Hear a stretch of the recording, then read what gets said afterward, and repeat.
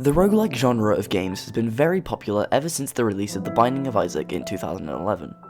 It's become a favourite for many people, myself included. Among the multitude of games in this genre, there is a small game by Vlambeer known as Nuclear Throne.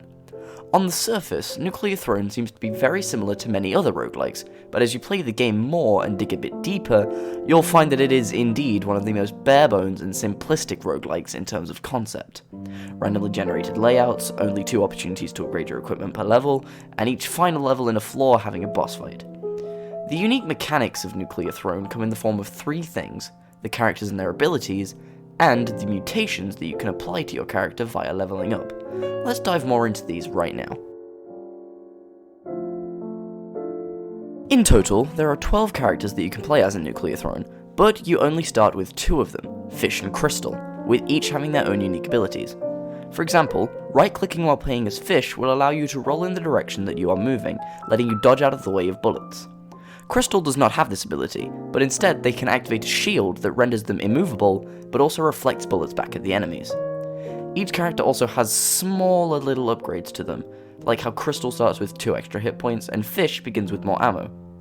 Personally, my favourite character to play as is Robot, because I find its ability to be very helpful in the pursuit of helpful resources, something you will run out of very quickly while playing. Robot will eat any held weapon in exchange for ammo or health. Yes, it will eat them. Very nutritious, I'm very sure. The other mechanic I mentioned was the mutations. These are available after defeating every enemy in a level, but only if you also leveled up in that same level. To do so, you'll need to collect these little green rectangles called rads, because when you collect a specific amount of them, you will go up a level, allowing you to select a mutation. Mutations are usually small little effects on your character that will just be little bits of help throughout your run. The special thing about these are that each character has their own unique ones that only they may use, but also some general mutations that can be utilised by every other character. Some will increase your max ammo capacity, others will give you a second chance at life when you die. It all depends on which 4 mutations that the game decides to give you in between levels. Now that we've got the mechanics out of the way, we can move on to my review. As of me writing this script, I haven't beaten this game. It's a very hard game, not due to overpowered enemies or weak weapons, but because of the sheer hecticness of the game. Most levels will see you getting overrun with enemies whether you like it or not. They'll come at you from every angle, firing whatever bullets they can at you. But this doesn't stop the game from being fun. Most runs will be pretty short, especially if you're as bad as I am, meaning you can play one, and if you die you can just hop straight back in again. The loading times in this game are extremely fast, allowing you to get back into the fray very quickly after an unfortunate run. Similar to how I reviewed Hollow Knight, Nuclear Throne is challenging yet rewarding, because, like most games that are very hard, when you do unlock that new character, or get just that little bit further than you did before, you will feel such a sense of accomplishment. To add to the positives, the arsenal that you have at your hand is quite broad. However, it is unfortunate that you have to make quite a few decisions based on which weapons you will take with you, as you can only hold 2 at a time.